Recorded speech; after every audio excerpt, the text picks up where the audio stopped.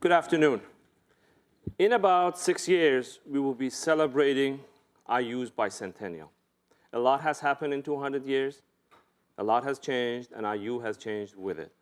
When we founded 200 years ago, the sign of prosperity for a community was agriculture. It was what you planted, how you got it to the market. That determined how prosperous that area was and those people were.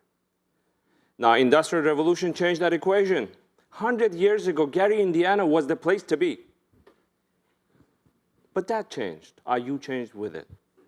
Manufacturing in this state and in this country did marvelous job, provided jobs for people without higher education, job for life, high-paying job. Provided the basis for us to build highways, phone lines, to have a comfortable middle-class life, to a point where there was no motivation for people to look at other ways. When you're having fun, what you're doing, you're successful, you're producing something, you're proud of what you're doing, your family is there, you're producing things that people want. Why would you want to change that equation? Now, in this period, let's go back overseas. Let's go someplace. Let me tell you, when I came to this country about 39 years ago, I moved to an apartment in New York. I needed a phone, asked around, broken English, called the phone. I think it was Bell at the time. Was it Bell? So I said, I need a phone and this, and I'm here, and so forth and so on. They said, OK, at 2 p.m. today, we'll trigger the thing, and you will have the phone. So I said to my friend, my English must not be good. I did not understand what he was talking about. What year is he talking about? The reason for that is, 30 years ago, most places, if you wanted a phone, you had to call. You had to request. You had to wait a year and a half to buy the number, to get the number from someplace, and in some cases, bring a phone line to your apartment. That was the way it was. So in 1990, when I went to Asia, 1990, I had a Motorola phone. You remember that big, blue, big? Does anyone have that? Doesn't fit in your pocket anymore. So I had one of those. I was very proud. So I go to Asia. I go to a number of other countries beyond Japan, third world countries. And I'm wandering around there, and I'm looking at people. Everyone has cell phone. And theirs is much smaller than this. And I'm coming from a superpower. What is this?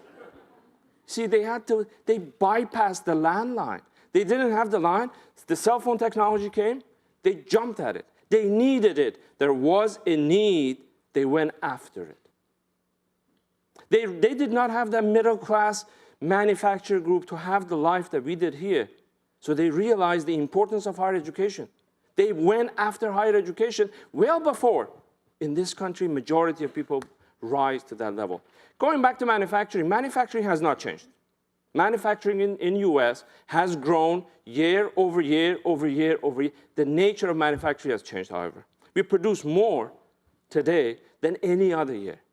But there's much less job in manufacturing. Let me give you an example. Do you remember the trash truck that they will come here? There will be one driver, somebody sitting up front, 2 people hanging from a cable back there. Stop house after house after they will come out, put the trash in there, and move back. What's now?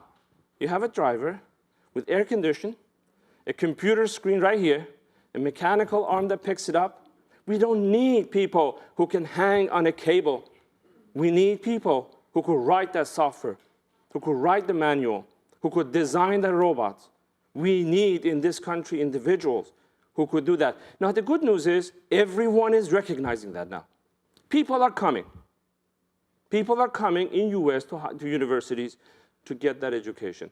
At the end of this decade, the population is going to be 7.5 billion on Earth. We will be 5% of that. 5%. 30 years ago, when I was telling the story about landline, we had a third of people in higher education here. At the end of this decade, we only have 10%. People have moved up. South Korea today has 65% of its population with higher education. US has 40%. We need to compete. We need to be competitive. So We need to increase the number of people who come to college and get a degree. Education attainment needs to increase. So hold that thought. The other thing that we need to consider is who we have been successful in taking to universities and have them graduate. We have been outstanding in graduating people that are born to wealth. The top quartile of people, my kids had to fight very hard not to get the baccalaureate degrees, because 85% of people born to family with $90,000 and above in income, they get baccalaureate degrees. You go down the bottom quartile, 85 becomes 10%, from 60s to 2014.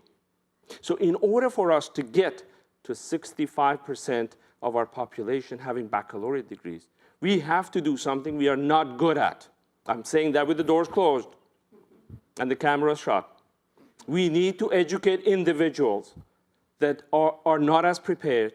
They don't have parents that told them, you got to do this. We need to get those people educated. So that's the second factor.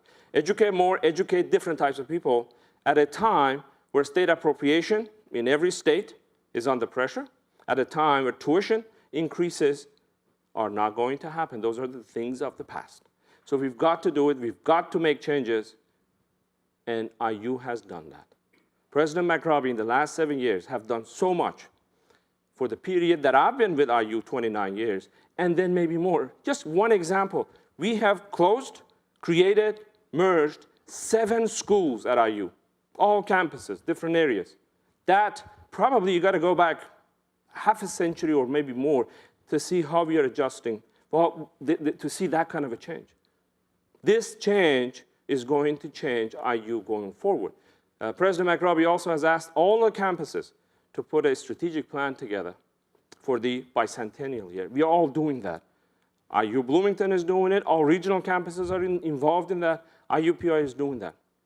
Everyone's is on the web. I encourage you to take a look at that because it's a draft. We are working on it right now.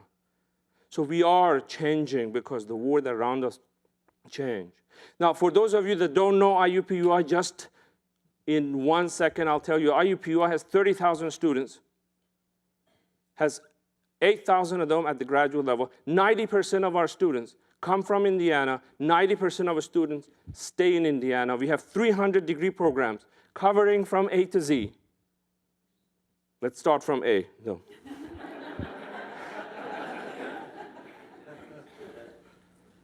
So we are going through a strategic planning process to move that campus forward. I could tell you the University of Future, IUPUI's future, the future of Indiana University, in different plans that we put in all our campuses will have certain things in common. It will continue the excellence that we have come to expect from all of our IU campuses. We'll have more new degree programs that meet the needs of today. We will have more data available so that gut feeling that we get at times making things change goes away, and that we scientifically, strategically make some changes going forward. All of our programs are going to be a little bit more flexible to accommodate all sorts of different people that could come to our programs. And all of our programs would be technology assisted. Online, hybrid will be part of what we'll be doing here at IUPUI and all of our campuses. And all of our programs will have jobs and future alumni in mind because we want our alumni to be successful. That's how we measure our success with your success. So in closing, I want to thank you for 3 A's that you do.